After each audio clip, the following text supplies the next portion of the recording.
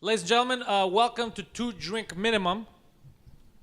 We're on location right now at the Le Bordel Comedy Club, A local whorehouse local that whorehouse. Mike likes to frequent. I have sex on that stage. Our guest this week, Brad Williams. Hi. Yeah, they dragged me down to the whorehouse. Not the first time that's happened. Yeah. He came willingly. Thanks for doing this. Yeah, no, of course. We're recording this on a Sunday at the Just for Laughs Festival. There's nothing really going on today. It's sort of a break before all the madness gets going next week. So, yeah, rather than just jerk off 9 times in my hotel room, I figure I'd do a podcast and then jerk off 9 times after the podcast. How you been enjoying the show so far? How are the crowds here? Canadian crowds are so much fun. They're so good. I love them, and especially Just for Laughs. And Mike, you know that at the Nasty Show, there's just this extra energy in the room, and just the fact that we're living in a time now where everyone's kind of like, I don't know what we can say, what we can do, what we can joke about. The fact that we're full on just saying, like, no, come to the Nasty Show. We're going to say and joke and do everything. Yeah, people must be like at the Nasty Show or in the other years. I haven't seen this year's show yet, but people go there and they're like, oh, fuck, I can't believe this is still allowed. Yeah. Like, it almost feels like even though people are like 34 years old, they feel like little kids. Like, is our mom going to get angry?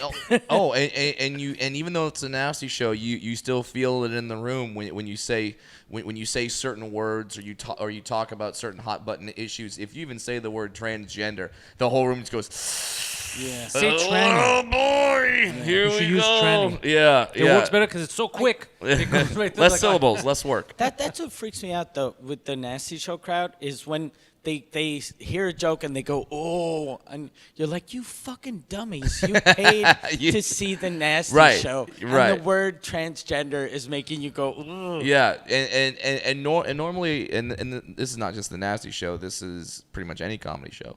It's just whatever that word is. They don't listen to the joke itself. They don't break down the joke. They don't say, all right, what is the joke really making fun of? They just hear a word. They go, so this whole Me Too movement.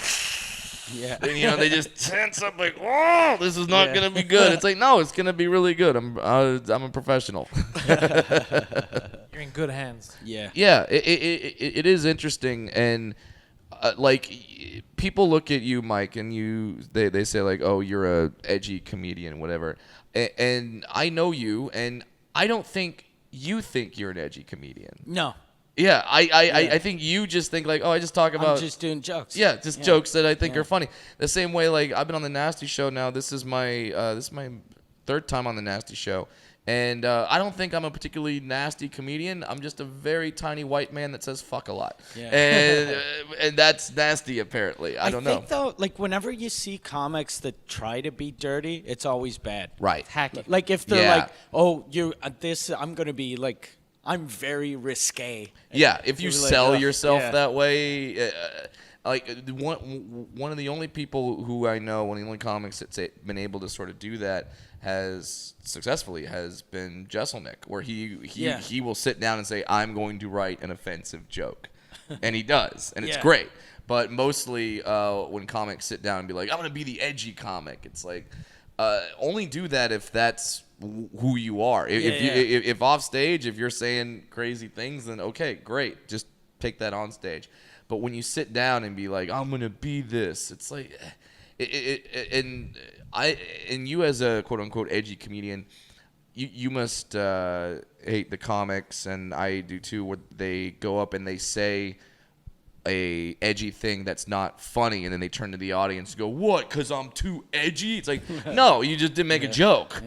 And when people say like, oh, are there any things you can't joke about? It's like, no, you can joke about anything, but certain topics are harder. Like you can't just say like, oh, it's too edgy for you. It's like, no, it has to be funny first, and it is more difficult to make a rape joke or a child molestation joke or a Me Too joke. Like, it's more difficult, and if it fails, there's gonna be some backlash, and you have to be aware of that. What I like about those jokes is when they work, the best compliment you can get is someone that goes, I wanted to hate you, but that was amazing. Yeah.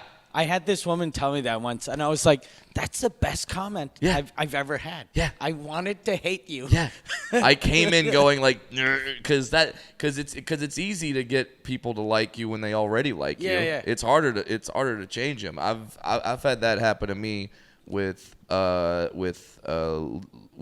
dwarf audience members, where they specifically come to my show, thing like, I'm gonna hate this, and then I switch come them. to see you. Yeah. There's like dwarf on dwarf hate. Yeah, like, tons. that fucking guy. Yeah. There's too many of us in the media. Let's fucking Yeah. There's too many of us. Goddamn. Yeah, there's 3 of us. Yeah. Come on, you're gonna take one of them out?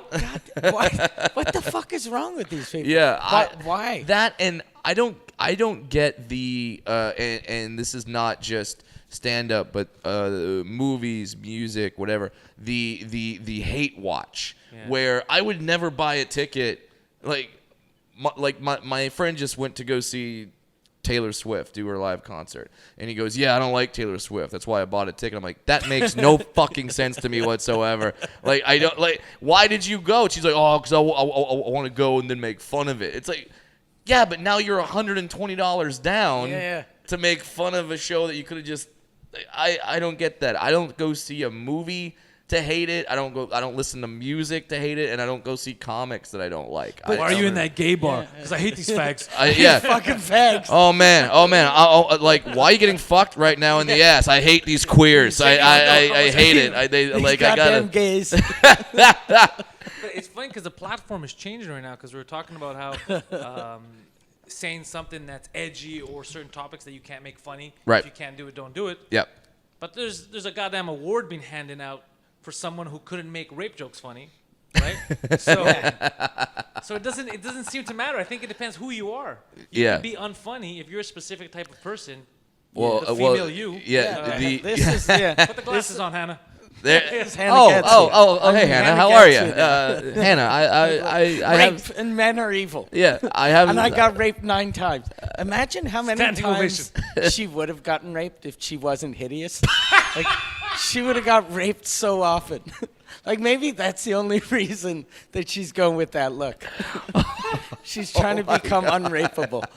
Never again. Never again. I'm going to dress like a French-Canadian comic. Well, and that's something that, and we were kind of talking about this on the way over. I think a lot of comics are talking about the Hannah Gadsby special a lot, because, and I think most comics will agree that it's a good piece of work. It's a good TED Talk.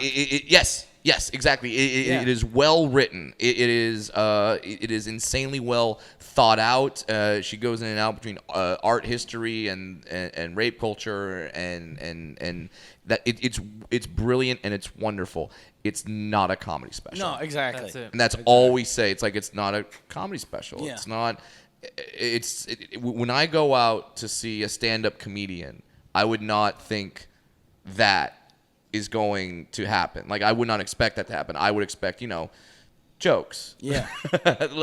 So. Yeah. And that doesn't diminish the importance of her message. It just says, I don't want that to be sort of a new standard of what people think comedy is going to be. Because people then they'll go see you and they go, yeah, your show, I laughed really hard at every joke, but you didn't make me cry or feel sad. I never questioned rape culture. I never thought that maybe I'm a bad person. Yeah, there has to be now this greater message, and it's sort of going across the board where, and I don't know how much of this you guys are getting in Canada, but right now in the United States, almost every television commercial can't just be, hey, buy our product. It has to be, buy our product, but think about something. Like, there was a commercial for a Volkswagen Company SUV. founded by Hitler? Yeah, that one. And the one that just faked all their the diesel numbers, right? emissions. Yeah. So now they came out with this commercial that's been airing in America for almost the past year or so, where they're trying to sell an SUV, and the whole commercial is a grandfather dying in the family, and they take his ashes, and the whole family gets in the car and does a road trip across the country, and they like show his ashes to like the redwood forest and like all the, like national parks, and then they spread his ashes on the ocean. It's like, just tell me to buy the fucking car. That's all I need you to do. I don't need me to cry and think of my grandfather and life as an existential like, no, just have a girl in a bikini or a guy in a Speedo say like, hey, fucking car, right? Like that's all you got to do. And also a fucking company founded by Nazis. Yes. Are they really the ones who are going to be like, yo, these ashes, forget about the other ashes that we did. Like, these ashes. It's fucking insane. They should do nothing with ashes, trains, bus, none of that shit. It should be it should be two German guys spreading Jewish ashes. Yeah, it's so stupid. We got these Jews in a bucket. Let's throw them out. Yeah, now we go across of Europe, and oh, look, the Alps. Oh, the Jews would have loved that. It's so crazy. You should stay away from all that. Oh, look at that. Oh, it's a good. It's the Stonehenge, yeah. Stonehenge with the aliens. You know, the Jews, we think they are aliens, so it's sort of, it works out. It's so funny. To get on a little tangent, I recently got married, and I honeymooned in Germany. And you know, that's very romantic. But we went for Oktoberfest. Okay. And that was so much fun. But the week before, we were in Berlin, and like our tour guide was like taking us to all these World War II sites. So we finally had to sit down. The tour guide be like, "Hey, we're on our honeymoon. A little less Hitler. Yeah. I don't like. We're trying to get laid at the end of the night. I don't want to be there like with my wife on our honeymoon, and we're like, hey, so that chamber today." That really got me going. Like that, I don't want that to happen. But yeah, it's a weird thing now where now you have to feel with everything. You have to, and it's like, no, sometimes I just want to go see a comedy show.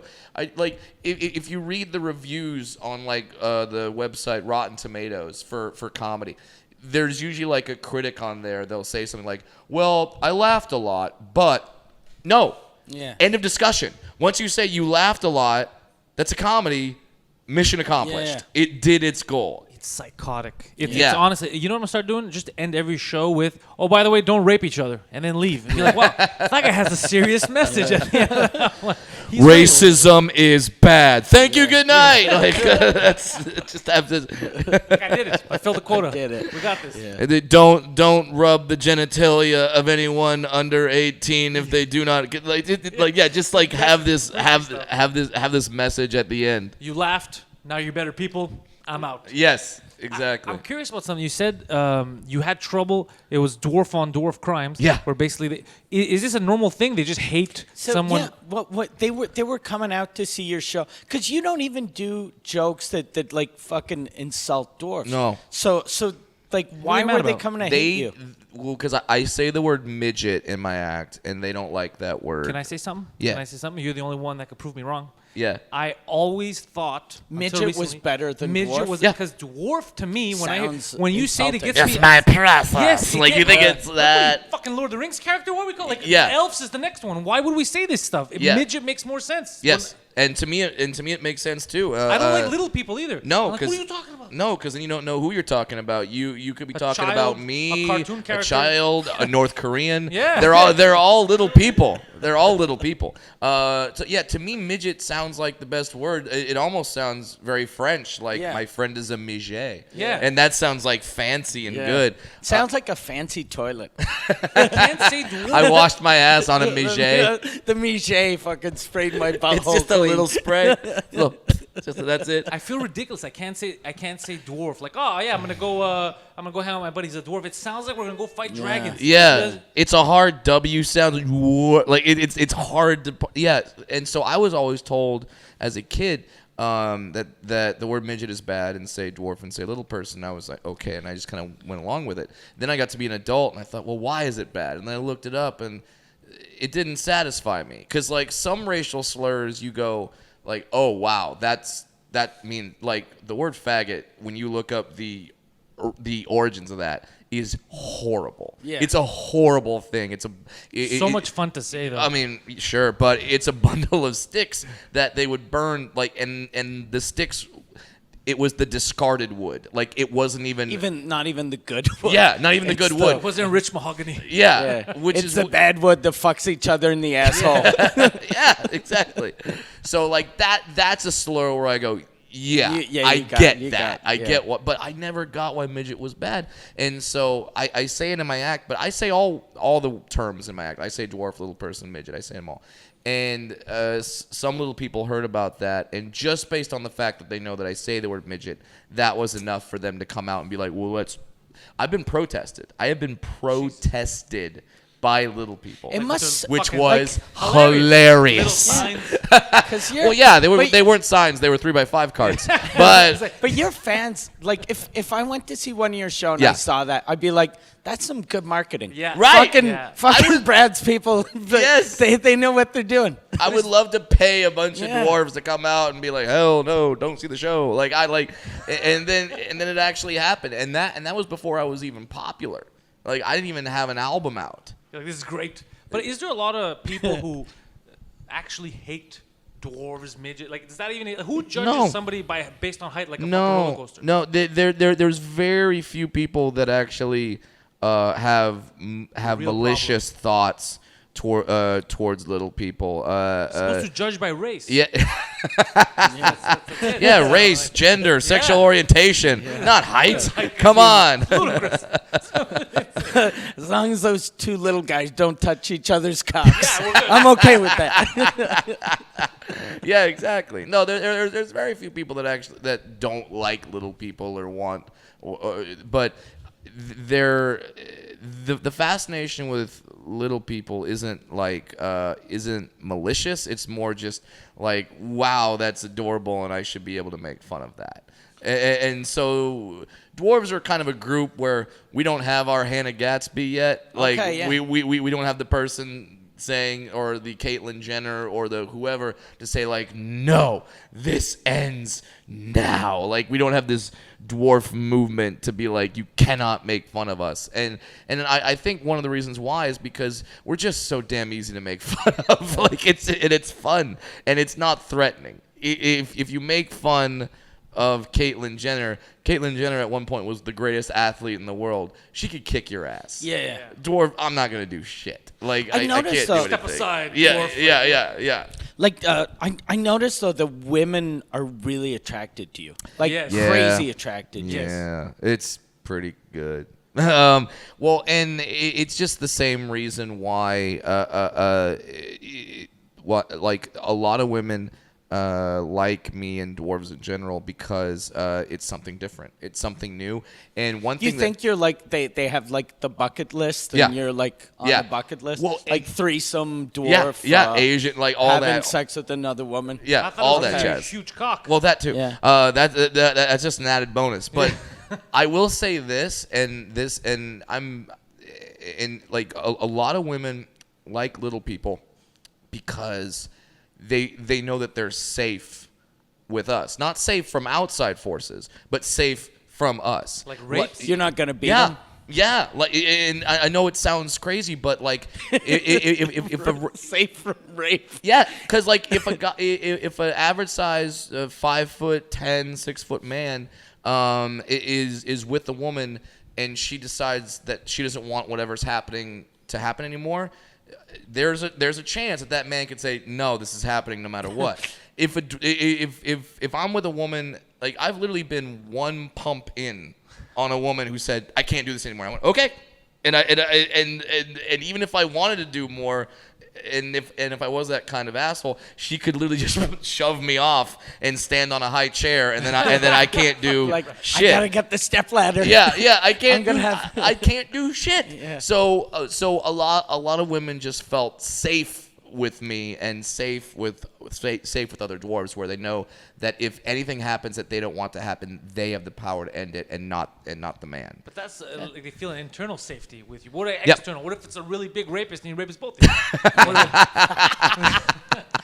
You're fucked. What if it's a really big A super big rapist walks in. And she's like, look, rape him first. Rape him first. He's like, tiny. He's like, oh, I wasn't taking turns. You're both getting it. Yeah. Oh my I God. am a rapist. This is what I'm here for. Yeah, but now, those days are over. Like I said, I'm a married man. But I met my wife and we sort of met in an unconventional way. I met my wife on an app called Field, Feeld. This is it's Tinder for threesomes. Really? That's a real app, and that's how I met my wife. It's an app for everything. Yeah, there really is. That's gonna be the best story for your kids. Right. Mommy, Daddy, how did you guys meet? Well, Daddy was very lonely in the city of San Francisco. Mommy had just gotten through a horrible breakup and was going through a phase and had some anger issues to get out. And we met. And sometimes Mommy and Daddy like to bring somebody else's mommy into the bedroom, and we have a lot of fun with them. Did you meet her first and had a threesome? Because that other girl must feel so shitty. Yeah. Like they got married and I got God left damn, out. They got married, and all I got was syphilis. No, she caught dwarfism. I don't know if you know this, but you can catch it. It's very contagious. No, we were going to go out on a threesome date, and then the other woman, before the date happened, messaged us and said that she couldn't make it, either got sick or just, I can't make it. AIDS. AIDS. And then, so I decided just to go out with the one, since we had already agreed. And we went out, and it was great. And we went out again, and it was great. And then 2 years after that, I proposed, because when you meet a hot Asian woman that likes three ways, yeah, you lock that shit down. Yeah. Like that stock's not rising any higher. Like who has a hot Asian woman that likes threesomes and goes, I'm gonna hold out for something better. Like what's better? I don't know. So do you guys still do threesomes? Yeah. Okay. Yeah. And by that I mean she pretty much chooses all of them. Okay. I don't have much of a choice, but I don't turn it down because why would you? And how about like so you can have sex with another woman in front of your wife. Yes. But your wife left now. If you had sex with another woman without your wife, would she freak out? Yes. Okay. Then I'm in trouble. So I don't have like carte blanche Okay. to do whatever But I want. like, why would you want to have sex with someone else if You can do you it with her. can have sex with someone else? Yes, You're like, that's my whole point. I can get my dick wet with my wife watching and Yes. fingering herself. Yes. Or I can get my dick wet and have my wife yell at me. Yeah, and yeah. then fucking But, take yeah, half my shit. I have a video on my phone. I won't show it, but I have a video on my phone of me having sex with an American porn star. And Goddamn. the best part about that isn't the porn star. My wife took Is the filming? video. Oh shit. That's the hottest who's part. a to porn me. star? I don't want. Is it It's not Stormy Daniels. No, Okay. God, no. He was Although making a political fucking- statement. yeah, Fucking yeah, nappy whore. is right? gonna Tell everyone. she goes all ages, ranges, sizes. No, but I did do a movie with her. Oh, really? Yeah, I did an adult film with her. I wasn't naked. I wasn't performing. Is this before you were famous? Yeah. Yes. So you were like an extra in a porn film? Yeah, I was an extra. Oh shit. And the movie's Oh, called shit. Operation Desert Stormy. I've seen that fucking movie. You have? You jerked off to him. I've I'm seen in it. that movie. It's all about essentially Stormy being like a GI Joe character going in and like I think Ron Jeremy plays Saddam Hussein and like she's saving the day for America and I'm playing like an Arab terrorist. So I'm like the Scarlett Johansson before Scarlett Johansson. Okay, yeah. Like I'm taking Arab roles. So and I'm like wrapped up and I have this AK-47 and I'm chasing after Stormy. She goes around this balcony. So I'm trying to shoot her from the balcony, but the balcony's too high. So I have to jump, fire, and then jump and then fire and like and then so I do that and then like at the end of the movie I'm in a naked conga line. I'm not naked though. Okay. I'm still in the terrorist outfit. So we don't see your face? No, you don't see my Oh, face shit. ever. But I mean, look for the one Yeah. fucking dwarf in the film. You'll know that that's I wonder me. which one is Brad. Yeah. You ever get mistaken for somebody else? Oh my God, are you kidding me? All the time. For Wee Man, but right now it's mostly Peter Dinklage. Yeah, that's what happened to us. Yeah, Peter Dinklage, Wee Man, and Hornswoggle, who was a wrestler in WWE. I get that. Those three I get all the damn time. But it's starting to change. I'm getting more me now because You're more famous now. Yeah. It's that Hornswoggle guy that they're like, "Are you Brad Williams? Yeah. Were you the terrorist in the Stormy Daniels movie?" we're all in a text thread together. We really are, and we just kind of not except Dinklage. He's better than all of us. He's too big. Yeah, he's better than all of He us. won a Well, fucking Golden those Globe. weren't Yeah. the right words, but Yeah. yes.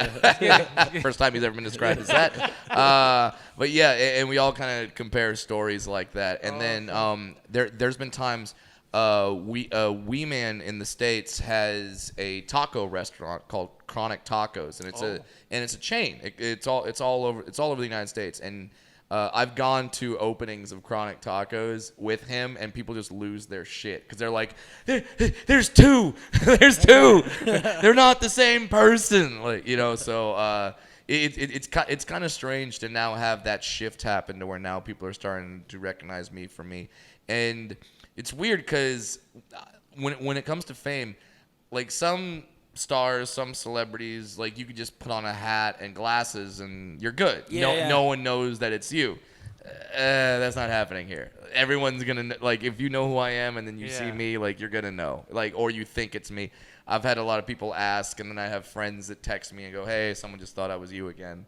Like, so you had a story about you went into a show and there was a dwarf in your green room because the people at the club thought he was you. And they just put him in. And they just brought him backstage at Crackers in Indianapolis. It's a comedy club in Indianapolis, and I walk into the green room and there was another dwarf just sitting there. I'm like, "What's up, buddy? Like, what? How's it going?" He goes, "I just walked in and the staff grabbed me and like walked me right on back here into the green room." Like that. Like if I had been late, they literally would have like shoved him on stage and just been like, "All right, there you go, do your thing." Brad walks in backstage, pulls out a knife. There could only be one. Yeah. Only one Highlander. Yeah. Poor guy. He's like, "What the fuck do I do?" Yeah, well, he thought he was getting like a VIP treatment or something. He didn't realize that he was like gonna be the show if I hadn't have showed up there. You know how weird that must be for his wife that she was just sitting in the audience and she was like, "Why'd they take my husband?" Like, right.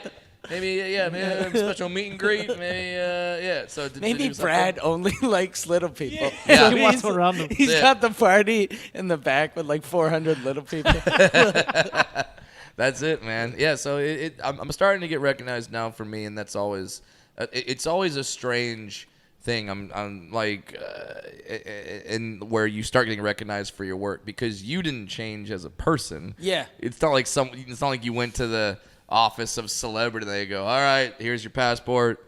You're a celebrity now." Like that moment never happens. But it's so now people come up and they know about you and they know like people have.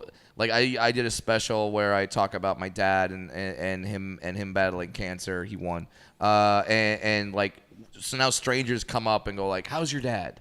And that's fucking weird. It's weird. Like it's wonderful, and it makes me so happy when it happens. But that initial like, wait, how the fuck do you like? Yeah. Like I don't know you. Like how did that happen? Some random fucking stranger. It's weird. Yeah, and then you realize like, oh yeah, people consume this stuff.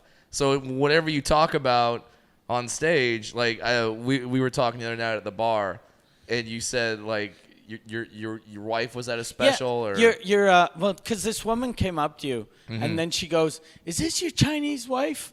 And I was like, "How?" Like, so I knew right away it was, 2 days ago, that he had a bit about his wife because no one would go up to you and point at an Asian woman and go, "Is this your Chinese wife?" Yeah.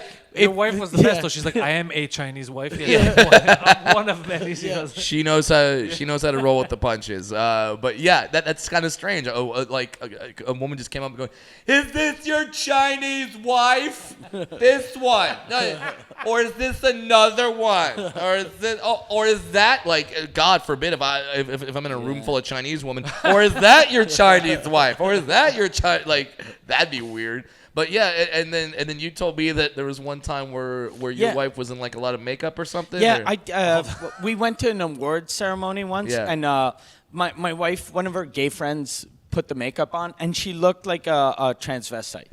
And she actually looked like a transvestite. Older. And I thought about doing a bit about that. And that's when I realized, I was like, good thing I never wrote that bit. Because then people would walk up to me and my wife and go, is this the tranny you're having sex with? Is this your transvestite wife?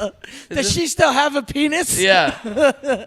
Are you enjoying that? Like, yeah, you have to kind of think about that in terms of, and you never know what bit people are gonna latch on to, like what thing from your act people are that's really gonna resonate with them, or is gonna be their favorite joke. I know Jim Jeffries told me that his gun control bit, he didn't.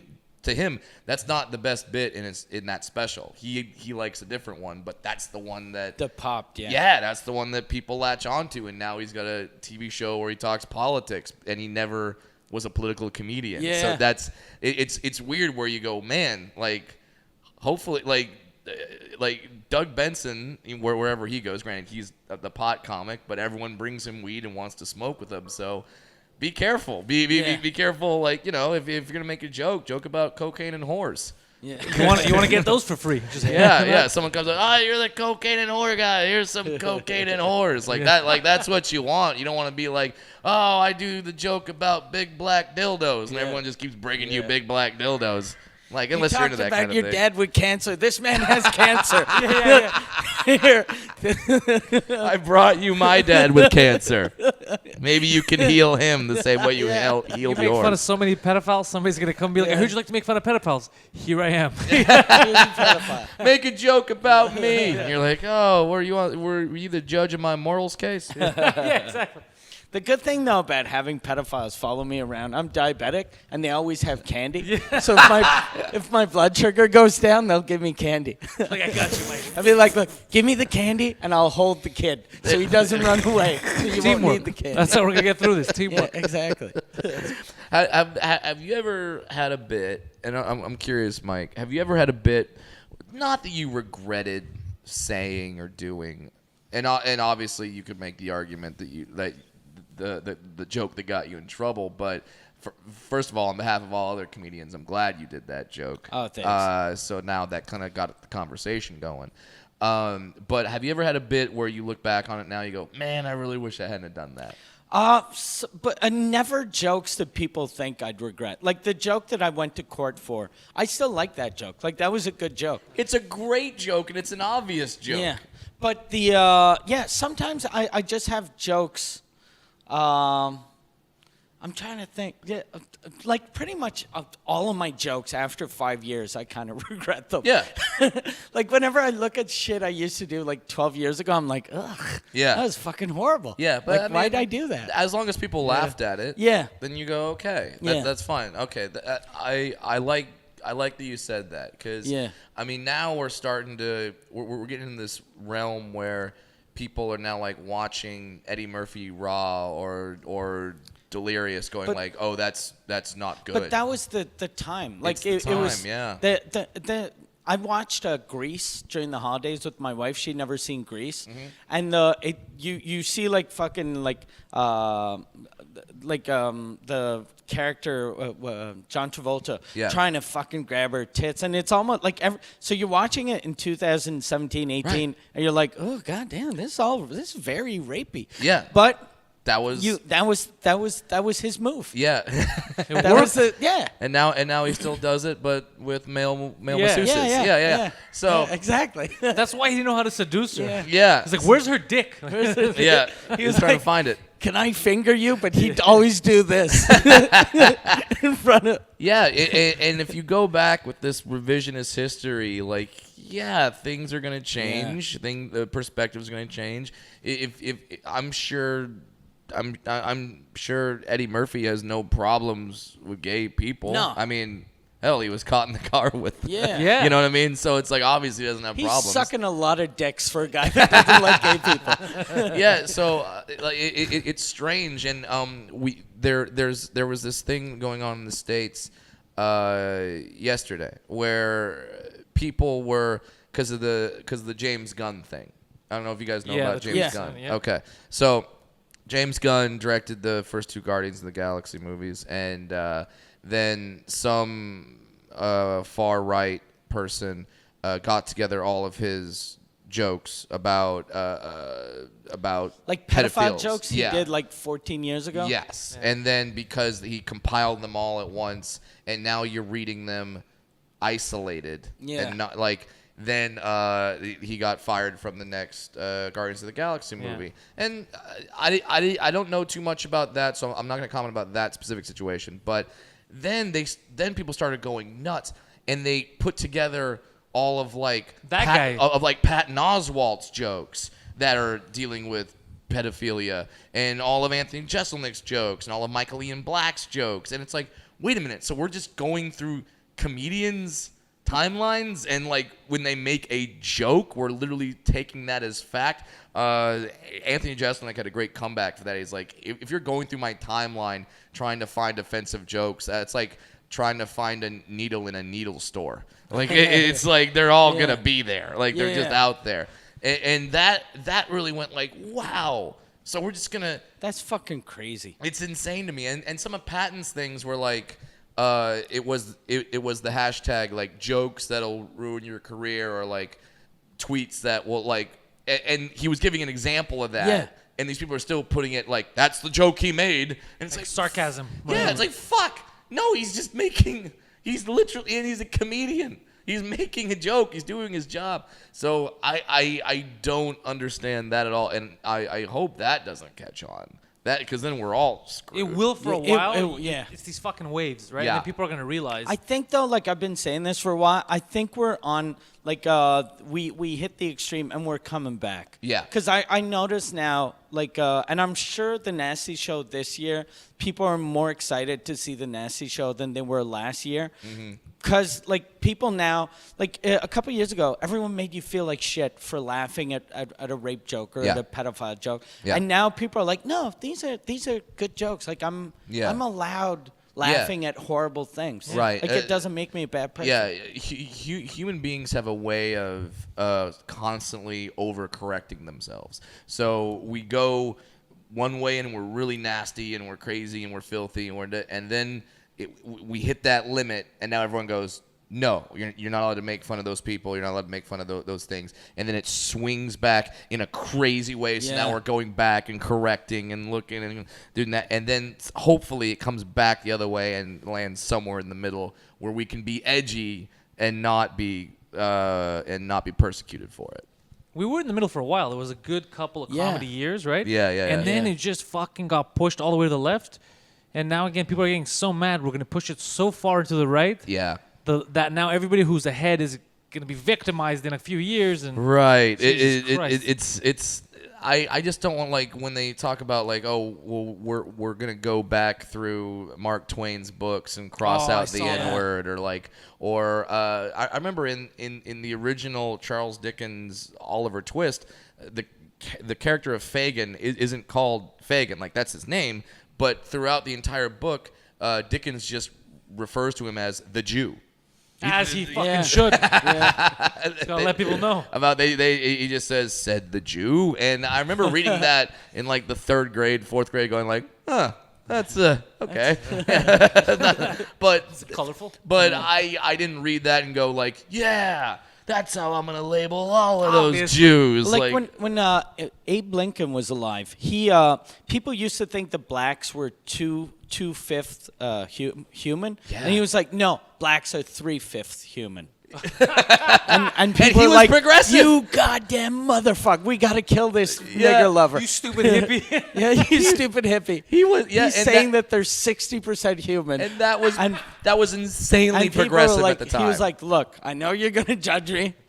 There's some tree in there, but they're mostly human. That was the first person. That was like the first person that said, "No, gays should get married." Yeah. What? Like it just. It's like we gradually progress as I a find society. that people now though don't take that into consideration. They just they don't realize like the Eddie Murphy. Like just judging Eddie Murphy jokes now is stupid. Yeah, like, obviously. Just because, like, I remember when I was younger, I've never been homophobic. Yeah. But like if I compare myself how I was 20 years ago, Sure. I was way more homophobic than I am now. Because it was unknown, you weren't quite sure, bad information was being given to you. So yeah, it's sort of like if you take to make a sports reference, it's sort of like saying that like Babe Ruth couldn't play against modern pitching because it's so good. So he's not one of the greatest ball players of all time. It's like no. He competed against those people. He competed against the players of that time. Yeah. So you have to take it in that slice of the timeline. You can't come out and say like, oh well, the goalies or the Maurice Richard or whatever was a bad player because the goalies didn't have masks. I don't even know if that timeline goes off, but doesn't matter. Yeah, but like no, it's like he was great at that time, and that doesn't take away his greatness all time. It's just that you have to judge everything against things at the time. Like you say, Lincoln saying that black people are 3/5 of a person was insanely progressive. Yeah. Like, holy crap, are you liberal? Like at that time. So that's if you take it against now, it's like it's horrible. But at that time, it was a step in the right direction.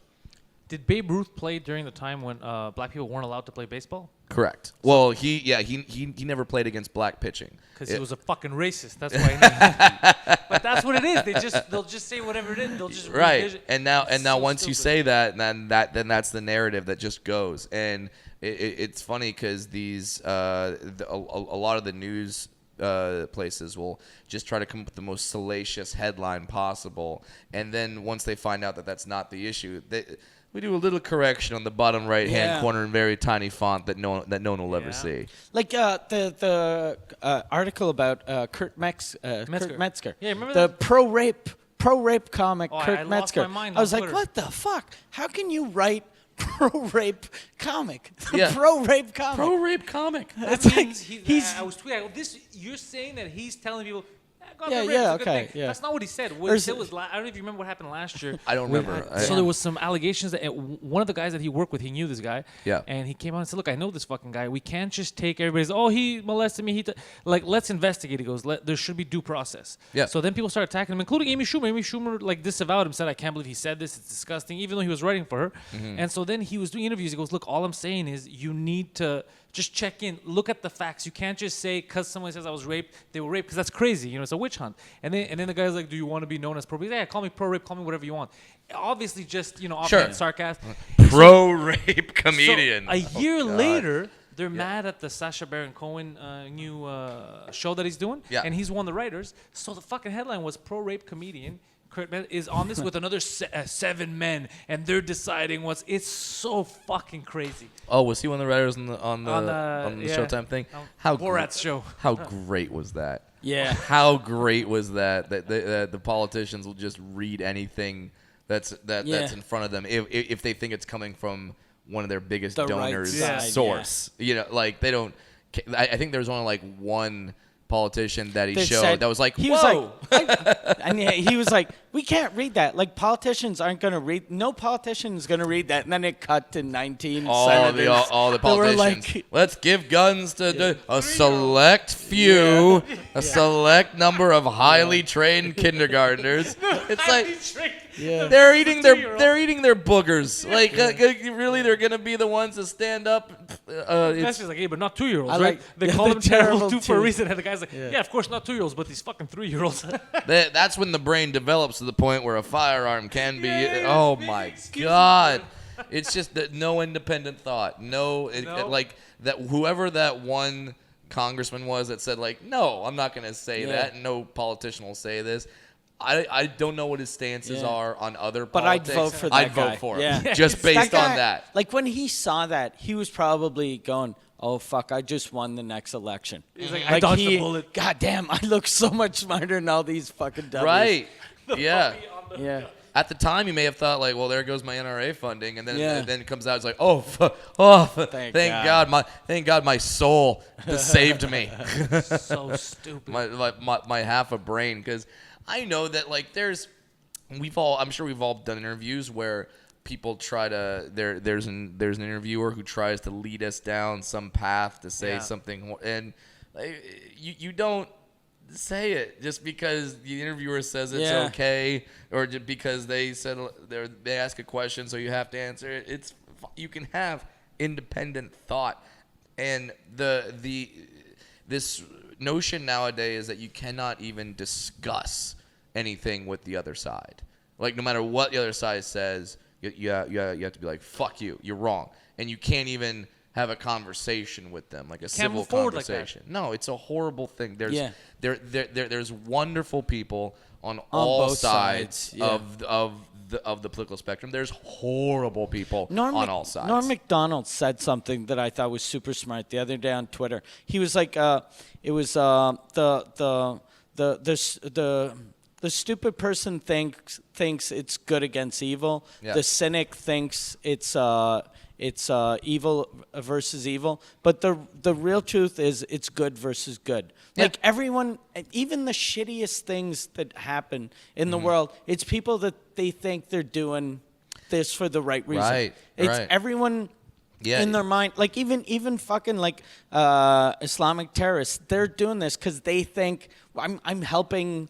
or- I'm yeah. helping God. I'm gonna make the world a better place. Yeah. they're fucking crazy. Yeah. but they think they're making the world a better place. And all you would need to do would be to have a conversation. Yeah. To actually sit down. I'm not saying you're going to sit down with a guy with a bomb ISIS and go, member "Look, and be here's like, the thing." listen. Have you ever talked to a gay? Yeah. This is my friend Alan. Yeah. He's a super cool guy. He's But, Jewish. yeah. But, you know, he likes dick. But I mean, but I've had conversations with people that have vastly different politics than I do. But they're still good people. We all want the same things. We all want happiness for ourselves and for our families, and health for our families, and safety and stuff like that, family and friends. So we all want that. That's the goal of everyone. We just have different ways of coming up with that as the answer. We just have to have that conversation and figure out, like, oh yeah, that's why you believe that. Yeah. Oh, that makes sense now. It really helps when you, like, my favorite comic book movies and my favorite movies are the movies where you look at the villain and go, I get it. I get why you think that way. You know, like even the most recent Avengers movie, Thanos. Yeah. Thanos wants to destroy half the population of the universe because he says we're too overpopulated and our ecosystem cannot hold itself up with this many living things. So he goes, all right, this is how we help it. We start over. Boom, half are gone. He's Bill Burr, but purple. He's Purple Burr. That's what he is. He's Bill Burr if you give him the Infinity Gauntlet. Yes, exactly. And you go like, wow, I could never just kill 4.5 billion people with the snap of my fingers. I couldn't do it, but It makes sense. Yeah. I get it. Like, I kind of get it. You know. So those are my favorite villains. Are the ones where you go, I understand why, and now you're not because the notion that certain people are just evil and certain people are just good Doesn't true, exist. We're all shades of gray. We're all somewhere in the middle of that. So yeah, figure out what's the best parts of people, and yeah, you know, there's going to be parts where you disagree with, but that doesn't mean they aren't capable of good. I like finding out that really good people were kind of evil. Like Mother Teresa, apparently, like when people would die, she'd baptize them. Like she was with Hindus, and like right before they die, she'd baptize them and make them Catholic. Yeah. And I was like, that's fucking evil. Yeah. But very cool. Like that's Right. They had no choice. That's fucking because what they a- had no choice, and Yeah. if Mother Teresa's wrong, you just sent that person to hell. Yeah, Like, yeah. You just sent that You person sent to a hell. leper to hell. Yeah, like that's what you did. Like maybe Hindus Hindus have it right. Yeah. Maybe Hindus, they're the religion where we're good, and you're like, no, hell. I wonder The guy if lived the, his whole life. He's like, what the fuck? if Yeah. the Hindu god I is like. I never ate a cow my entire life. Never ate a cow, and now I'm but going to hell. I'm a goddamn Catholic. Why am I Catholic? Yeah. then? How did this happen? No, I don't even like little boys. Like, and the crazy part is, I think the rest of our society has that with almost an unhealthy bloodlust degree, where we love looking at the people that are presumed good and then we love taking them down. We Yeah, love he's knocking good people Yeah. off the high horse and finding out. That's why you look at a comic like Anthony Jeselnik or Jim Norton or yourself or Jim Jeffries, whoever, that just put all of their shit out there. Like, hey, I'm not a good human being. Like, I've got some fucked up stuff and some thoughts. They're not going after you guys. Yeah. They're not going to go after you.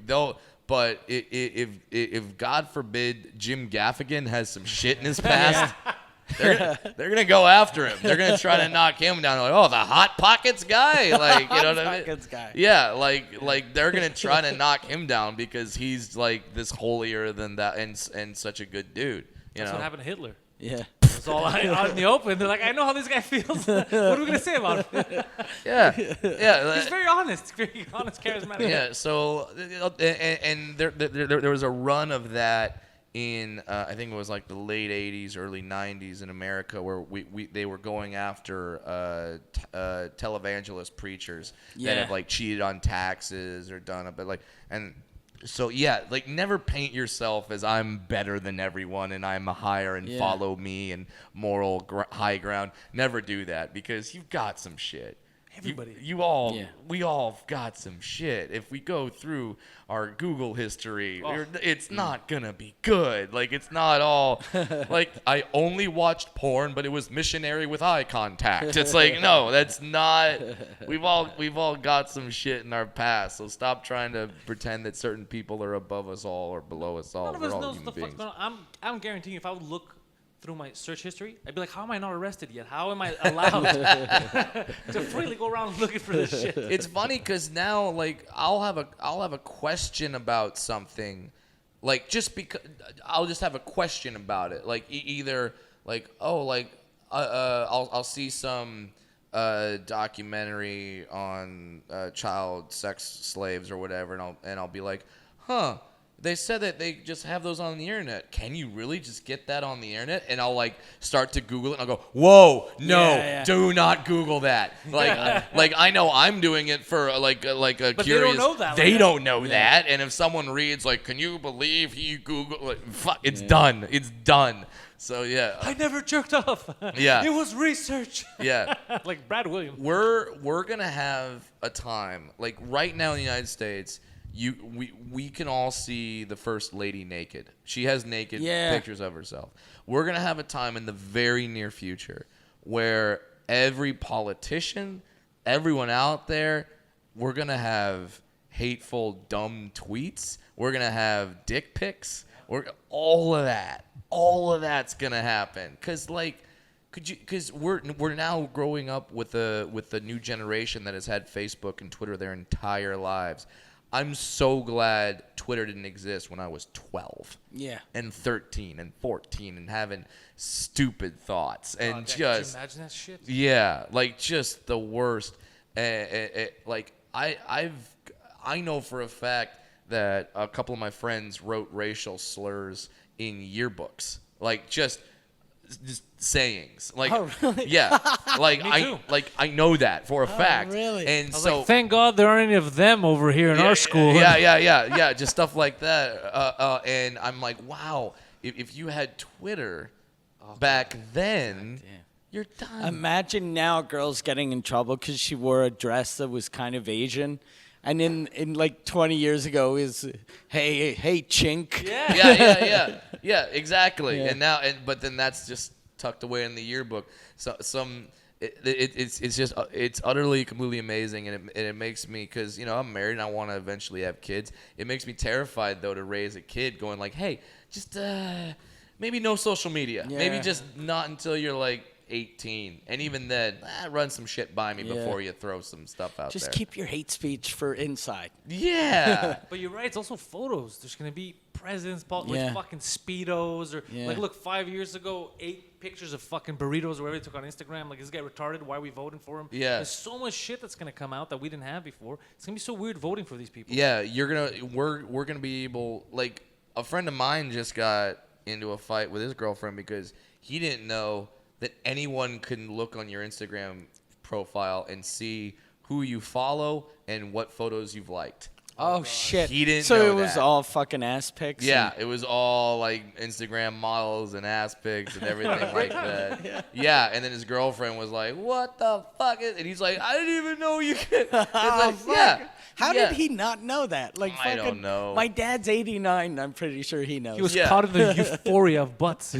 Yeah, I mean, he's just like, it's an ass, did it? Like, you know, and that's something that, like, we're gonna be able to bring up, because it always happens. Some celebrity gets, like it happened to Trevor Noah, happened to Melissa Villaseñor, where people get a new job and people go back years and find these tweets that aren't, like, they don't necessarily agree with them. So, like, it's going to be a deeper dive and than plus, that. like, remember the first couple years of Twitter? It was very fun because there weren't that many people. So you could do anything, say anything. Yeah. And you're like, hey, this is all cool people. And then it fucking changed. Yeah, and now it's everybody. Yeah, so if you go back, like, to the first years of Twitter, like, I don't even write jokes anymore on Twitter because I know that, you know, I'm gonna be just taken going out of to context get later. up, end up in fucking prison. But Yeah.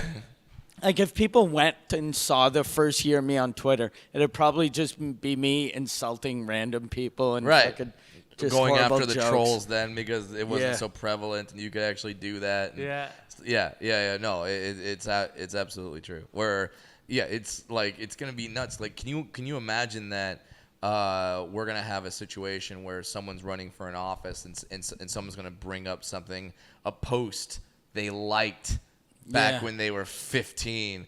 Like, oh, look, well, he liked one of David Duke's posts when he was 14.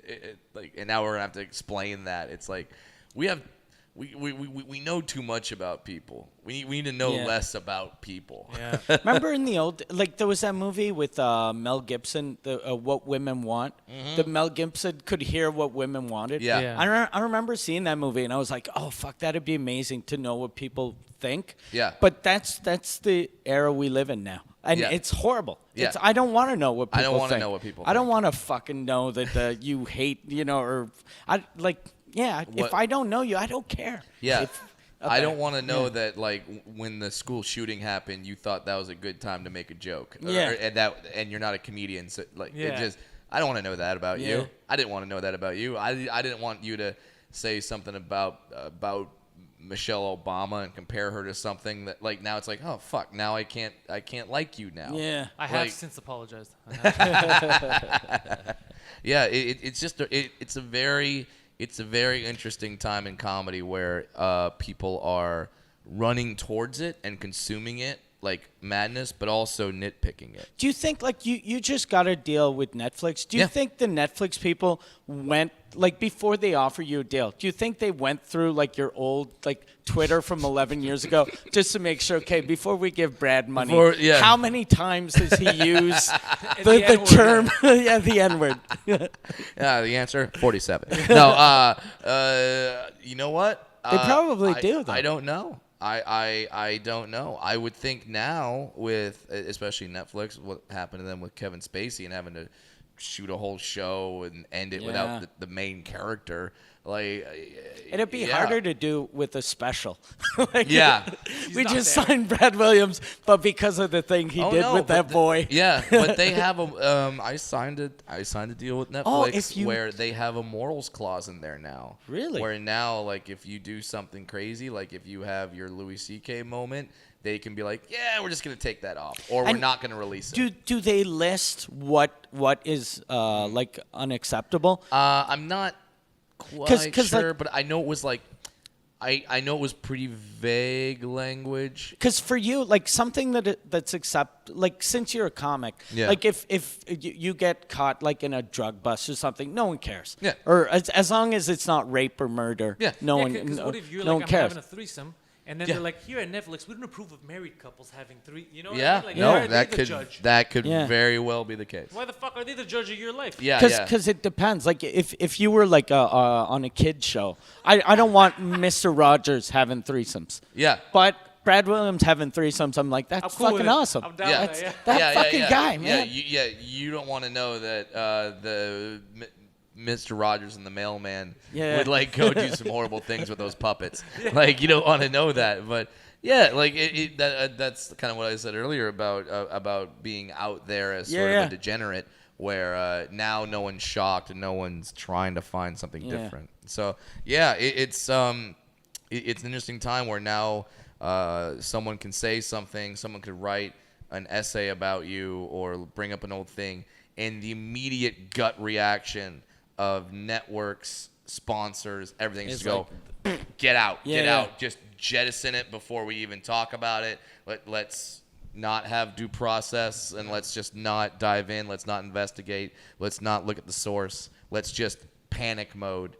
And it's like, dude, people, it kind of angers me. It kind of angers me that all that someone works toward can be ruined because someone who we don't know their motives, and it can say something, and that's and it's horrible that exists, because there are true victims out there, and there are truly horrible people out there that deserve to be called out, and now we look at it very skeptically because someone else said something, so now we have to pay attention to that, but it turns out that was bullshit. So now maybe that person's bullshit, but that person's telling the truth, and now we're not siding with them for whatever reason. It's scary, man. The realms of social media are really changing everything, like about how we consume, who we like, who we dislike, who we elect, how we communicate with people.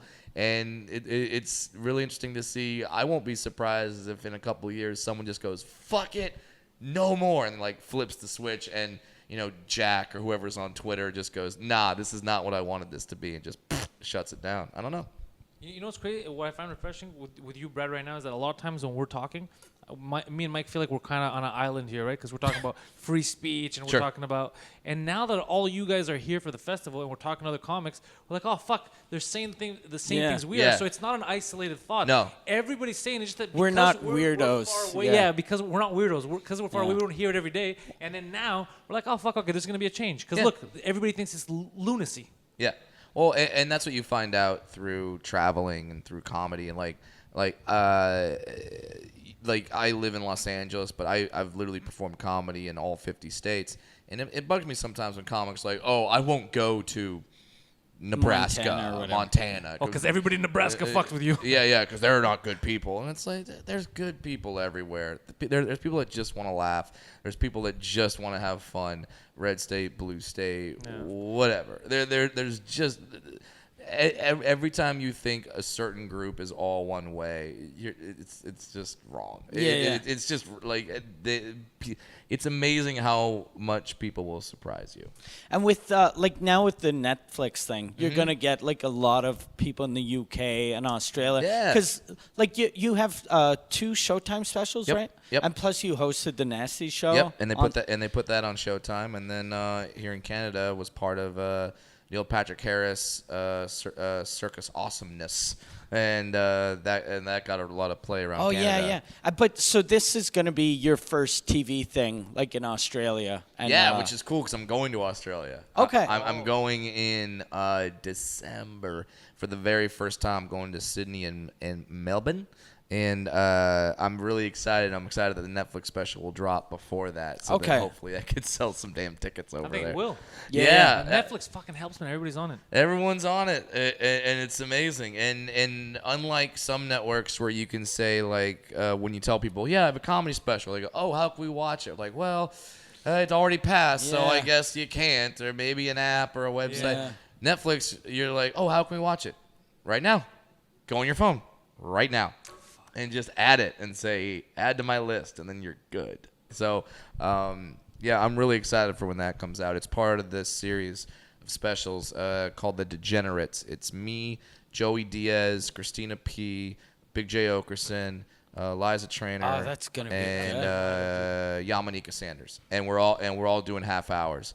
Or as Jimmy Carr told me, well, most people get hours, but me, I love Jimmy Carr. So is this already taped? Or? Yeah. Okay. It's already taped, already good. In LA or New York? We taped it in Vegas. Okay. Yeah, oh, that makes sense. Which was a lot of fun, and we shot some sketches that'll air before with the whole group, And it's funny because Christina P. She was pregnant at the time. Pregnant at the time, and now I think she just gave birth like 2 days ago. Yeah. As we're recording this, according to Twitter, everyone's happy and healthy, so that's To a awesome. wonderful non-binary. That was Tom Segura's tweet where he's like non-gender specific, non-binary It's amazing. baby. It's fucking amazing. So good. Even the announcement of his child is funny. So I'm excited for that to come out and excited to see what happens with all the people that got those specials, all the degenerates, because so many talented comedians. I mean, Big J. Okerson, Joey Diaz. For people that don't know Yamanika Sanders, she's just a killer. She's a killer. It's amazing. I'm so happy. Degenerates drops December. We're not quite sure yet on the exact date. They told me it's going to be in the fall, so it's whenever we all edit our shit and put it together. And Netflix has been amazing. They've been allowing me to edit things. Really? Okay. So yeah. So you oh, that's cool. Yeah, like down to the camera angle. Like, hey, do you have a different camera angle? I don't like this one. And they've been letting me do that. So Did it's Showtime? You didn't have that kind of freedom with Showtime, right?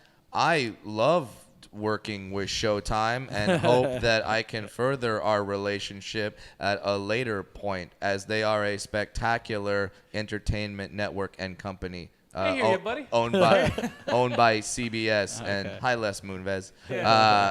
So no, I have no complaints about Showtime. Okay. Well, and it's so cool that we're living in a time now where we have this sort of available entertainment and no sanctions really. Like you can you could have a long conversation, you could develop into things, you can dive into topics that.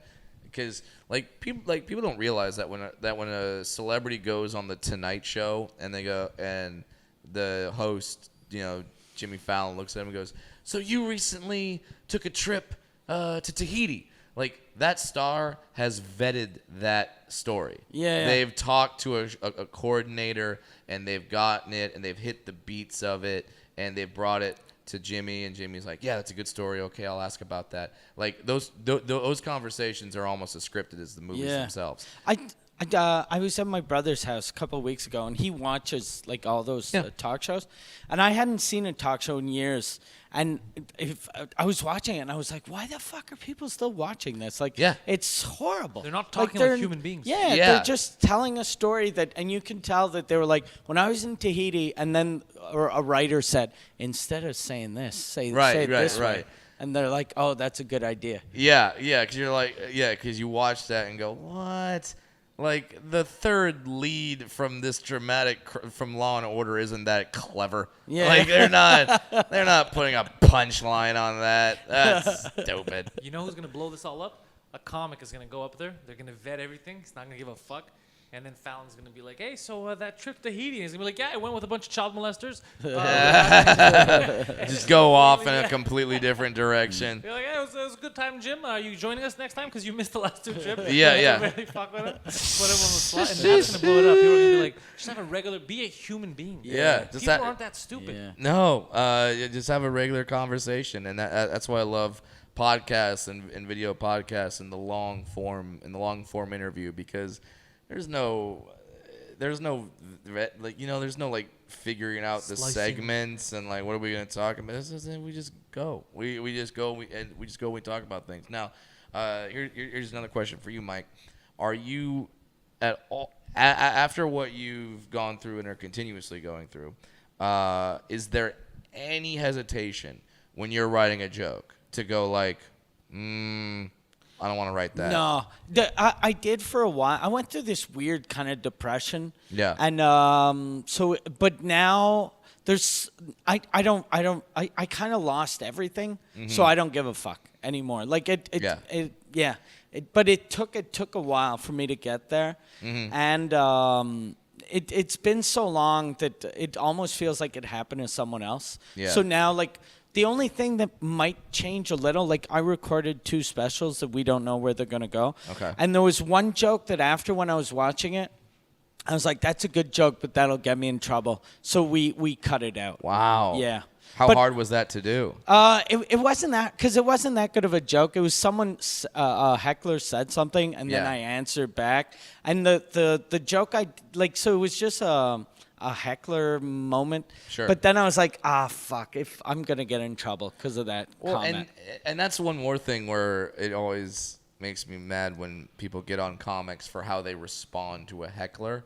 Because in my mind, it's like, listen, we were doing the show. Yeah. We have our jokes that we know are good and work and yada, yada. And then you yelled some shit out, and then we're having to derail what we were doing and now think of a comeback. And it's like, well, can you believe that Daniel Tosh told the heckler?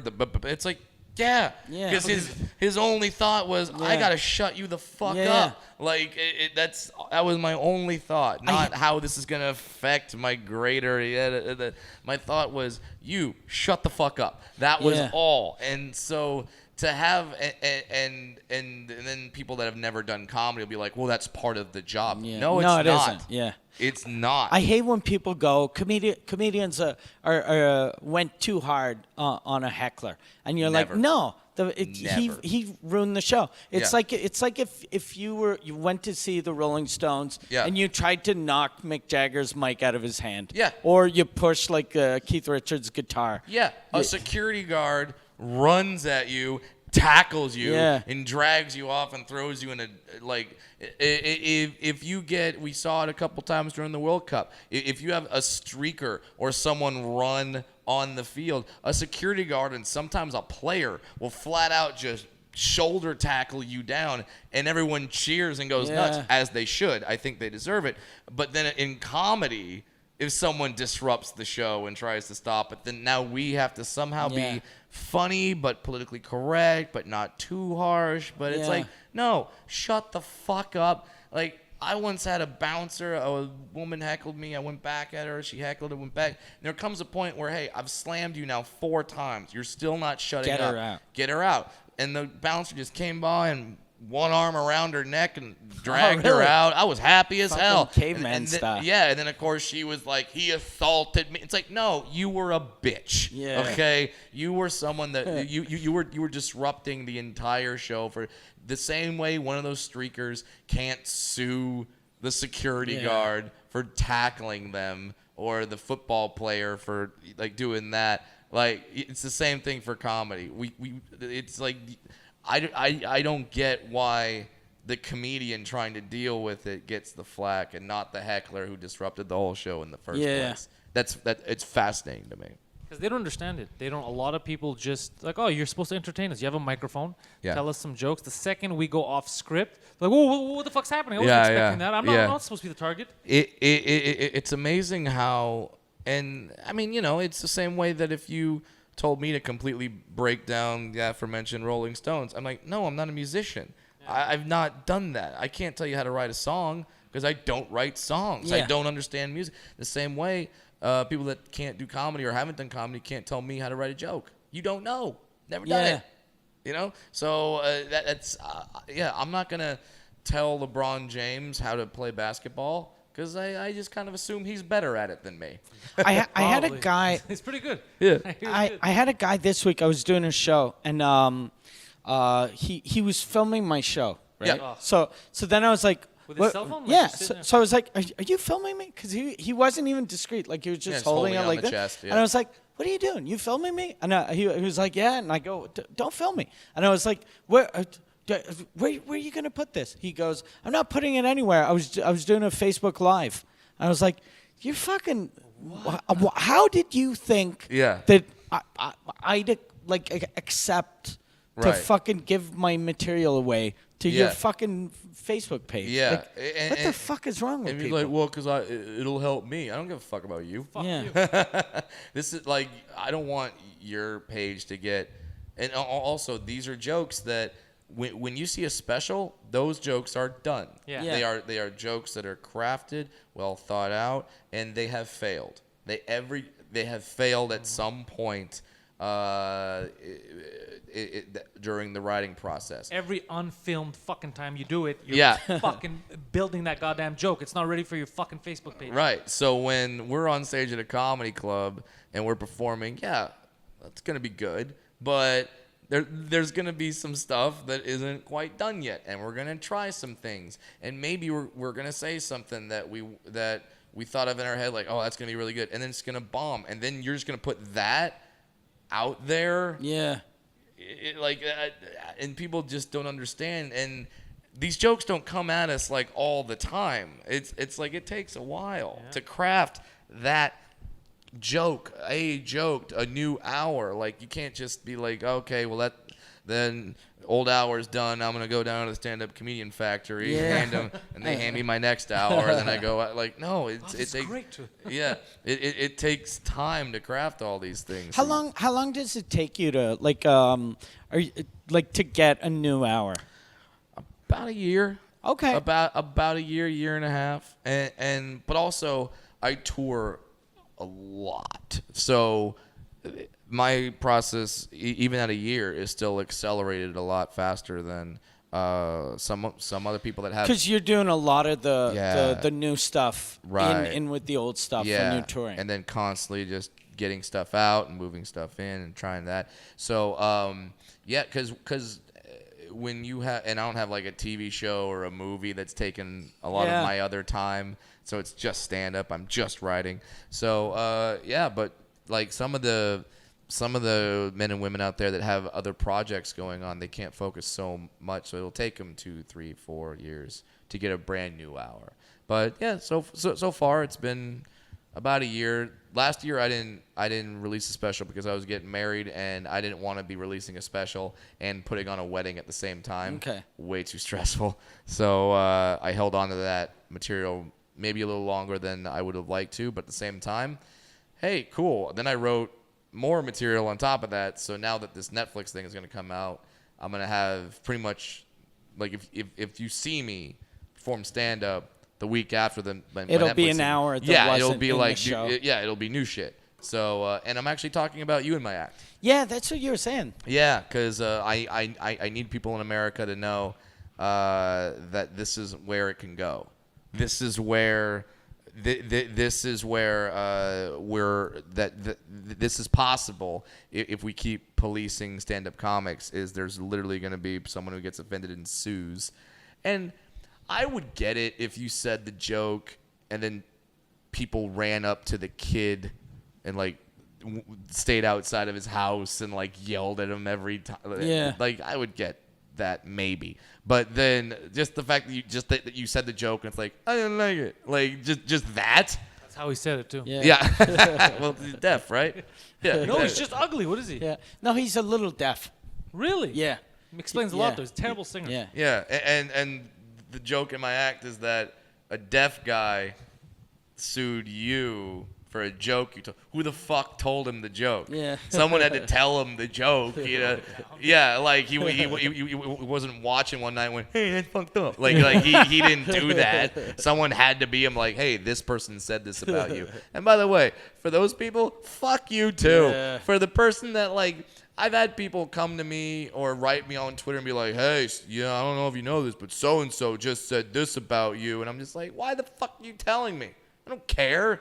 I don't want to know that. And half the time, it's some comic said something on a podcast that the person thought was offensive. And then I go and I listen to it. And I'm like, oh, that wasn't anything bad.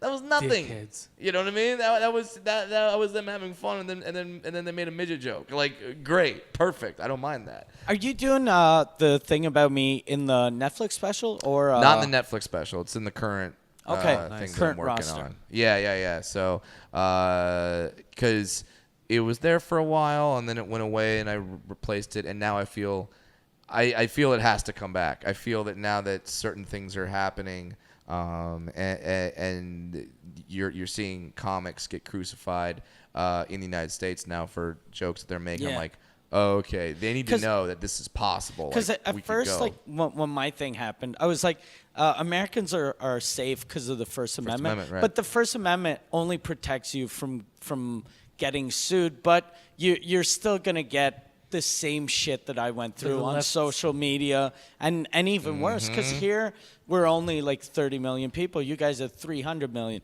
So if you offend people in the States, you get way more fucking hate than I got. Exactly. So, and it's something to remember, and that's where I think a lot of Americans are really confused about the First Amendment, because you're right. It protects us against persecution from the government. That's all it does. It doesn't protect you against your job getting lost. It doesn't protect you against people hating you. It doesn't protect you against people harassing you. You have freedom of speech. Yes. Then the person next to you has the freedom to call you a dick. That's the risk you run, and I understand that. But but it wasn't was it the government that sued you? Yeah, it was the government that sued me. It wasn't the kid's family contacted the government, and then the government sued me. Wow. And then two of them were pedophiles.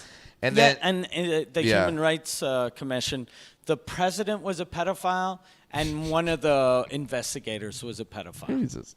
So Now, imagine you're protecting little kids by having sex with them. Yeah. I love that the investigator was. They look at his search He was history, like, "Why are you looking? I'm investigating. I'm investigating. Yeah. I want to make sure there's no funny business. I'm the Dick Tracy of child porn." Literally, emphasis on the dick. I have to investigate without clothes to make sure they're really like. So, that pro. so according to this Canada Moral Council, or what is it called? The Human Rights Commission. Human Rights Commission. It is a moral council because they're. So you can't hurt feelings, but you can hurt assholes. Yeah, exactly. Like you can hurt you can't hurt a child's feelings. No. That is sacred. Yeah. Because children are the future. How and dare their you. feelings are important, but their assholes can be violated. Yeah. Fair game. Yeah. Yeah, exactly. Jokes are mean, but rape is. That's fine. Okay. Yeah, that's sure. Could you imagine what they're saying back? They should. I should call everyone from the Human Rights Commission the pro-rape people. Because they're actually more They're pro-rape pro-rape than Kurt Metzger. Yeah. Yeah, absolutely. The pro-rape Could you Human Rights imagine the Commission. talks they were having together, like pedophiles, and like, look at this Mike Ward guy. What a this sicko. fucking so who fucked his kids or dirty. what? Like, how crazy. How you have to be. inconsiderate of that child's feelings. Yeah. It's so insane. What goes on there? Doesn't Fucking he hell. know? Yeah, that Doesn't he know you could fuck him? doesn't he know? Why didn't he just fuck him? Yeah. Like they were like, do you get this guy? He Fucking could have just weirdo. fucked him. Why did he make fun of him? He should have just fucked him. That's all he should have Like a normal human Yeah. being. Like a normal human. So- What's wrong with him? So then then they sued you and you had to pay money. But since you had to pay money, now. But I didn't pay yet. I only Okay. paid my lawyer because we went to the and I didn't go to real court. It was the Human Rights Tribunal. So the Human Rights So Commission you brought went on me. an episode of Survivor. Yeah. And they all had torches around you. But they.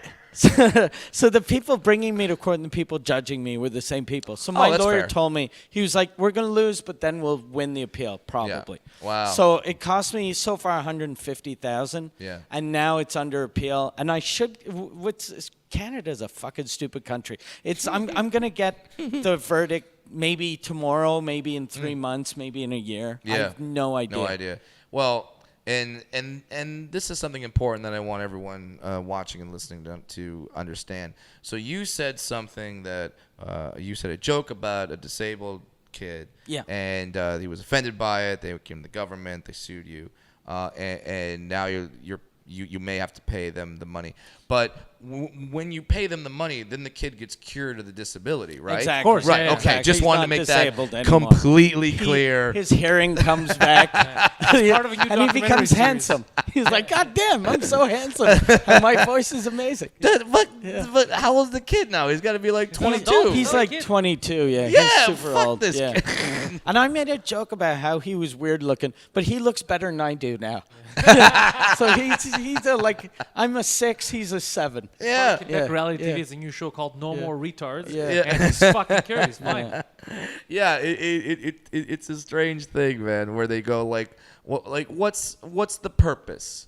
What so your feelings were hurt and then you paid some money. That doesn't change your life. No. And plus, Where does that money go? Just to the government for taxes and stuff No, like that? I'd have to give it to the kid. They told me I had to give $35,000 to the kid and $7,000 to the kid's mother. How does that make sense? The kid's mom? Yeah. Because her sensibilities were offended. Because she smoked during pregnancy. It's Yeah. fucking Yeah. Make some money out of it. God, she's got to pay for her therapists, and well, I mean, apparently it cost $35,000 to hire that specialist to remove the hockey stick from your ass. Yeah. So fine, okay, great. I guess that's what you're paying for. But it's and the verdict I got, they said that I was guilty of discrimination. They said that was discrimination. Me making fun of him is discrimination. But discrimination, shouldn't it be that I treated him exactly like I treat everyone Like else? an That's equal. the opposite That's of discrimination. It's literally the opposite, where you discrimination included would be him. me going, oh shit, that kid's disabled. I shouldn't make fun of him. Yeah. That's discrimination. Because for me, like, hell, my career essentially got started because a comedian made midget jokes. And Really? Yeah. I was in the audience of a comedy club, and the comic was on stage, and I was 19 years old, and he made midget jokes, and half the audience was laughing, and the audience that was sitting by me was like, like they were not laughing at all. Just and the comic noticed. He goes, "What is one of them here?" And I just raised my hand and was like, "Yeah." And he called me up on stage and he asked me questions and I answered them. I wasn't trying to be funny, but I answered the questions, and my answers got laughs from the audience. And that was like, oh shit, I got to do this. And I loved the midget jokes that he was making. Do you remember who's the comic? Carlos Mencia. Oh, really? Yeah, Really? he was the comic, and then I got to go. Based on that, he took me on the road with him for 4 years as his opening act. Put me in his TV show. All that happened because I wasn't offended at a joke. Did he steal any of your jokes? Or? Like he stole inches from me. I Yeah, used to be 5'7". I was tall, and then he stole a foot and a half, man. Son of a bitch. No, not at all. So it's interesting to see that now and how. I have to say, could you imagine if Mencia goes on stage and he's making midget jokes about himself, not realizing how stupid it is? He's like, it's tough for me. tough During for Christmas me. time. He's like, what are you talking about, Mencia? Can't read shit. I didn't steal this. I didn't steal this. Yeah. He's talking about mine. How he can't grab the cereal. Brad's like, I should have got that's my joke. He's like, no, I thought about it. How about myself? Those shelves are too high. Yeah. Exactly. And one more thing, and I'll just say this: the same way I talked earlier about how no one's all good, no one's all bad. I want to make this very clear when I say that. Yes, stealing jokes is wrong. It's horrible. But Mencia took me on the road from an open micer. I was his feature act. He would pay for my flight. He would pay for my hotel. He would get me meals. And whenever we went shopping, he would say, whatever you want to throw it on my pile, I got you. I would not be where I am today if it wasn't without for him. Carlos Mencia. And that's not gonna. I'm not trying to convert people to be like, you shouldn't be. It's like that. I'm not gonna change your feelings based on that particular issue. Yeah. Whatever they He are. was just a good dude to Yeah, you. but he's a good dude to me. So I want to make sure that's out there. But I think it's good that you said that. yeah. Well, like I said, no one's all good, no one's all bad. Everyone's just various shades. But the important part of that story is that I loved that he was making those midget jokes because it would be fucked up if someone went black joke, Asian joke, Mexican joke, whatever joke, and then got to midgets and went, no, no, they can't take it. They're I too can't. weak. Yeah. Yeah. That's more offensive to say that you guys don't get a joke. When you get offended on behalf of another group, you're saying that group is too weak to take up their own cause, which is insanely more discriminatory than the joke itself. Yeah. So that's my thing, is that this mother who you viewed her child as an equal. That's what you did. The mother went, no, my child is weak. My child it can't stand up for himself. My child is helpless.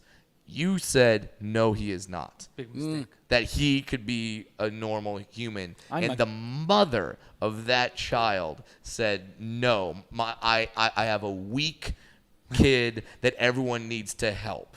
Brad's a Fuck her. fucking ball, dude. I'm a Brad's goddamn girl. hero. You are a hero. I'm a goddamn hero. You are a hero. and this is coming from the perspective of someone who also has a disability and we've all had it. Yep. I've loved I love it when I get off the stage and there's some guy going like, you didn't make muscular dystrophy jokes. And I'm like, shit, sorry, I didn't know you were here. Yeah. Like, I would have done that. And like, if there's ever a joke where you say, ooh, like, whenever I tour certain areas, I tell this joke, like I tell a black joke. But then if I do a black room, I don't tell that joke.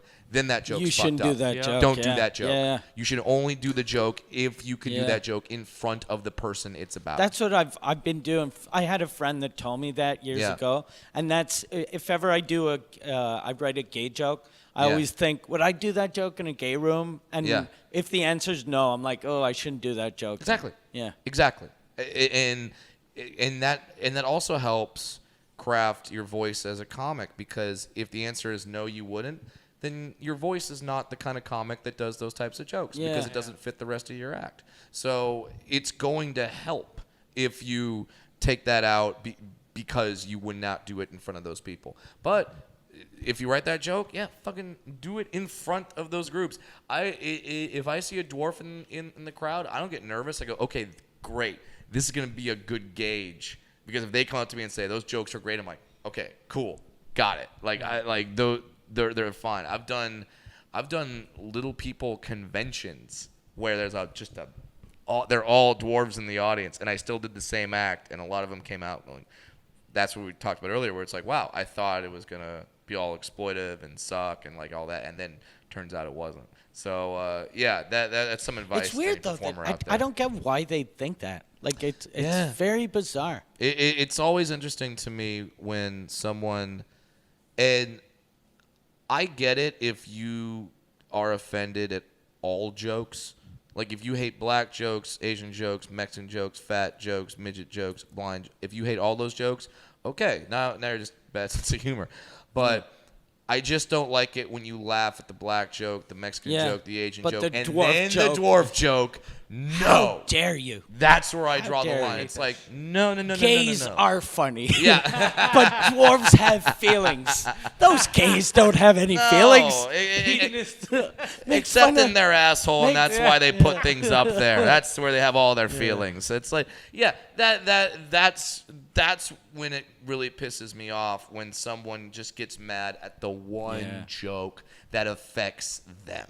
And that's like a lot about, I think, Ricky Gervais talked a lot about this, where he goes, you don't get to be selectively offended, and just because you're offended doesn't mean the entire joke has to go away, or that it's a bad joke. It just means you don't like that joke. People, I don't get why people don't realize that, though, that like you everything has to be okay or nothing. Like you can't go, okay, fat jokes are fine, rape jokes are good. Yeah. But he made fun of diabetes. Fucking, my mom has diabetes. How dare you? Yeah. How dare you? Yeah. That's my mom. Yeah. I remember someone came up to me one time and showed me a picture of their child who's a dwarf, and went, "My child's a dwarf," and I went, "I don't care." What is he, my kid? Yeah. Like, why are you showing me the picture? Like, I don't care. And this woman was tall, and she's showing me a picture of like, you shouldn't. I'm like, are you fucking mad? Like, you're telling a dwarf what I'm allowed to say about dwarves? Yeah. Like, you listen here, dwarf. Yeah. I know what's good. No, you don't. Fuck you. Like that. Like. And was it a baby? Or, it was a dwarf. Well, I don't know. They're the same size. Because it might not be. It might not even be a dwarf. She was gonna stay like this. She was like, "Look, I think he's a dwarf. He's 11 days old, and he's only this big. He should have been running around by now." Come back to me if he's 13 and that size. Okay, well then you got a dwarf. Okay. I saw a documentary about giraffes. They walked the first day. My fucking baby is 2 weeks old. Fucking no movement at all. Oh, I can't wait to have kids, and I'm gonna be like, how come our kid's not walking? Come on, look at that deer just jumping the first time it gets out. The fucking whales swim right away. You're dumber than a deer. Now that you guys are newly married and you don't have you don't have kids yet, correct, do you take your wife on tour? Yeah. She was here yesterday. Oh yeah, and she super cool. We met. Yep. But do you go because you're like, what the fuck's the point of staying home? There's nothing to do. Just come with me. Yeah, there's times. She doesn't go to all the gigs, but yeah, she'll go to the fun ones. Like when I get home, I love Omaha, Nebraska, but she's not going to that one. You know, like she came out to Montreal. Yeah. That's a fun one for her. She'll go to Vegas and the cool cities like that. But there's certain cities where I go, hey babe, this is just me going on stage, coming home, getting food, going to a movie, and that's it. Like that's all I'm doing. Like it's part of a city where it's not a whole work. thing. Yeah, I'm there for 3 days. Don't worry about it. You know, but I like the fact that I take my wife to gigs sometimes. And yeah, that's gonna change when we have kids, and that's fine. That's sort of the natural thing. And I'm looking forward to coming home and seeing kids. You know, because you've been married now how long? 19 years. 19 years. 19 and years. you're like. No kids. No he kids. kills them all no early. Kids. Yeah. So you're like China, like you had a kid, it came out a girl, drowned. Fucking put her by the river, pushed her in the river. I made fun of her first though. Yeah. Made fun of her, put her in the river, and then. He assumed they were all gonna be dwarfs. Like they're so small. What's Yeah. coming out small. Now, are you? Do you get the things from other people where they go, you should have children? Yeah, everyone. Yeah. Or actually, they used to. But a lot of people now, which is even more offensive, they'll go, oh, yeah, you shouldn't have kids because of my act. And I'm like, fuck you. I could be a good dad. I could be a good dad if I tried. I just don't. I just like my free time. So I'm going to do that. Yeah, no, I totally understand that. I don't get why anyone can get mad at someone for not having kids. I wish more people would not have kids. There's more people that I don't want you to indoctrinate all your thoughts into and to come up and there's 7 billion people on the planet. We have enough. Yeah. We're good for a while. And my kid, like the DNA I'm carrying, it's not going to be like the kid I put out isn't going to find a cure for cancer. He's going to be some fucking alcoholic. Yeah, no. So, that and like it's always interesting like It's gonna find a cure for hangovers. yeah. It's like, and I don't know who your wife is, what she looks like, you're very protective of her. Do you ever let her out of the cage? No, she's always in the cage. I feed her twice a day. Every now and then she gnaws the lock off. You gotta get a stronger I gotta one. shake it. Yeah, I totally get it. But no, I actually totally get that because, like my wife isn't on social media. Sometimes people look for her, like they try to like. And I think this is true of most celebrities. When you Google their name, like the fourth thing or the Is third wife thing, it's like or wife, girlfriend. husband, whatever. They all want to see who we're fucking for some weird reason. But she's not on social media, and I love that because like I chose this life. We chose this life to be in the public figure. Like your wife isn't a comedian, right? No. Yeah. So like she's not choosing it's like shit on, get trolled for shit. it's like when people go after the kids of certain politicians where it's like the kid's 9 they don't want to do that. It's an innocent kid, like let the kid do the thing. So it's kind of that thing as well, and I can take it, whereas if I put a photo up and someone says something mean to me, it's like, okay, whatever. But if I ever put a photo up of my wife, or if someone tagged my wife and said something mean about her, I'd be like, oh, so now I have to kill you. Because then she'll see it, she'll be affected by it. It's like you're trying to ruin my marriage, asshole. So so she's not on there, so I'm happy about that. And when I see other comics like yourself that aren't, shoving their, like, you could talk about your relationship, that's fine because that's your life, that's your material. But the fact that you're not just like, this is her, everybody, like that, That was a good Derek Sagan. Did you hear that? It rubbed off on you from the show. Oh God! It rubbed off on you from the Am I allowed to say he's a character? Yeah. Okay, because I didn't know. Yeah, when I first met him, I didn't know until the green room. Yeah, I didn't. I've been talking with him all backstage at the Nasty Show, and then he goes on stage and he talks like this, and I'm like, who the fuck is that guy? That's weird. Like I didn't know. So, but it's a great character. It's we fun haven't as hell. had him on the podcast yet, but the thing that's always weird is seeing Derek do interviews. because then he'll kind of be in character, but not really. Yeah. So it's Hilarious. just, and then I heard him once on a podcast. The first 10 minutes, he's like, "Hey, bonjour," Yeah. and then at the end, he was just He's Derek just him. Sege, He's and I him. was, yeah. Yeah, it's kind of interesting. It's I think Mitch Patel, like, same kind of thing. Yeah. Where oh my god, like he wouldn't do that for the entire podcast interview, Yeah. or the entire thing. It's a ballsy choice to go with the character. Some guys do become their character, like Gilbert Gottfried. Yeah. Is actually now his character. He's Gilbert Gottfried. Yeah. There's no Yeah.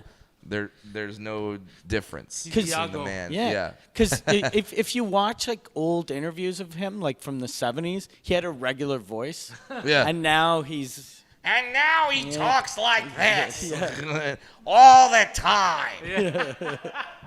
I didn't know I could do a Gilbert. that was a very good Gilbert too. That's, yeah.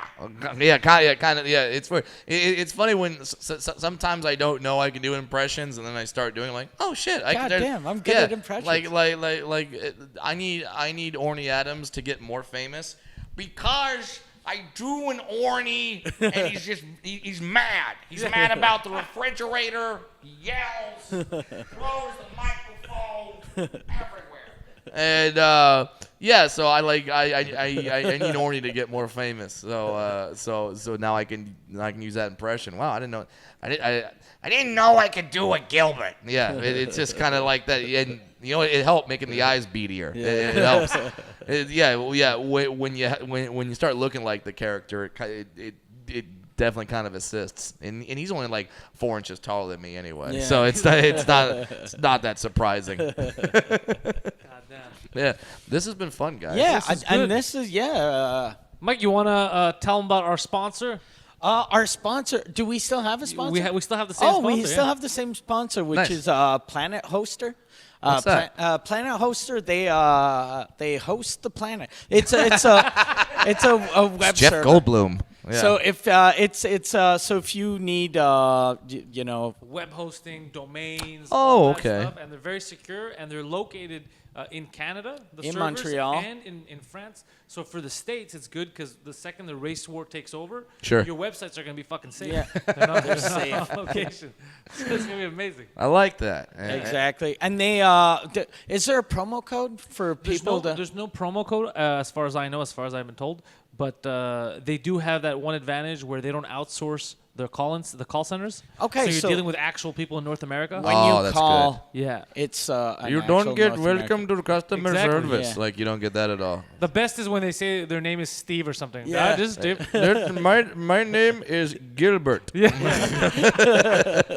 Why are you lying to me? Yeah, it's not that at all. And you call them, and they're you're like, hey, I'm in Montreal. I'm in Montreal too. Exactly. How about those Canadians? They How are about the snow? they are good team. They are good sports team. They score lots of points. Many touchdowns. Yay, Many- sports! Yes, sports. But yeah, Planet Hoster hosts your world. And God damn it, Brad, we're happy to have you on. Thanks, man. This is a lot of fun. It's a fucking great, Thanks for doing this, great yeah. episode. Yeah, thanks a lot. It was Yeah, fucking I'm glad I could come do it. I'm fans of both of yours, and it's cool when that's like the best part of this whole festival is most of us are like touring like all the time, and we don't get to actually like we see the local comics of the area, which is great, but we don't get to work with each other all that too often. So you get to like check in with everybody and see how everyone's doing, what they're working on, what their styles are, and you get to discover like I didn't know like a comedian named Miss Pat is on the Nasty Show. I wasn't really familiar with her work,